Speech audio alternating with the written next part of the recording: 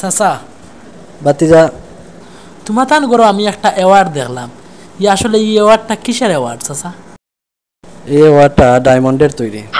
এত বড় ডায়মন্ডের অ্যাওয়ার্ড চাচা কিভাবে পাইলেন?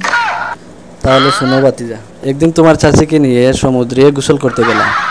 সাঁতার কাটতেছি, হঠাৎ করে একটা বড় ঢেউ আসলো। সেই ঢেউয়ের সাথে বিশাল আকৃতির একটা অজগর সাপ তোমার চাচির চুলের মধ্যে ঢুকে পড়ে। আরে সর্বনাশ! হ্যাঁ, আরে সর্বনাশ! আরে সর্বনাশ! সেই বিশাল আকৃতির অজগর সাপটি তোমার চাচির চুল থেকে আর বের হতে পারলো না। একবার চিন্তা করে, তোমার চাচির চুল কত লম্বা ছিল। করে সাঁতার মাতার কাটলাম, কাটার পরে আমরা চলে আসলাম। 1 সপ্তাহ, 2 সপ্তাহ, 15 দিন চলে গেল।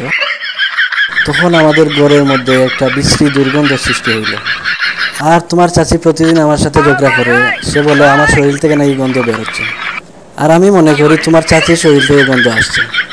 সেই ঝগড়া করতে করতে একদিন আমরা সিদ্ধান্ত করলাম যে ডাক্তারের কাছে যাব।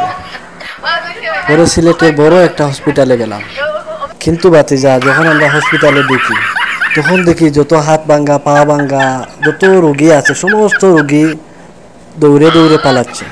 তারা শুধু অবাক হয়ে দেখতেছে, কি রে, এতদিন যাবৎ যাদের চিকিৎসা করে আমরা ভালো করতে পারলাম না, আজকে তারা দৌড়ে দৌড়ে পালাচ্ছে, বিষয় কি দেখতে হবে।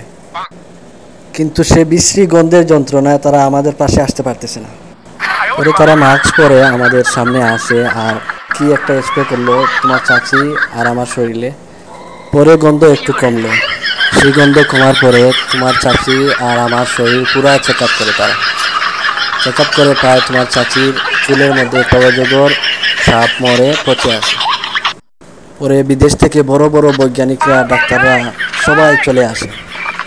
পরে আমরা বিস্তারিত খুলে বললে বিশ্বের সব ডাক্তাররা আমাদেরকে এই অ্যাওয়ার্ডটা প্রদান করে, আর আমাদের সুনাম ছড়িয়ে পড়ে পুরো বিশ্বের মধ্যে। পরে তো অনেক গানও বের হলো তোমার চাচিকে নিয়ে। যে একটা গান আছে না, বলে তুমি উঠো গো রাইদনি বান্ধু চুলের বেনি, বেনিতে দইরাছে ফনি। ওই গান তো তোমার চাচির জন্যই মানুষ বানাইছে।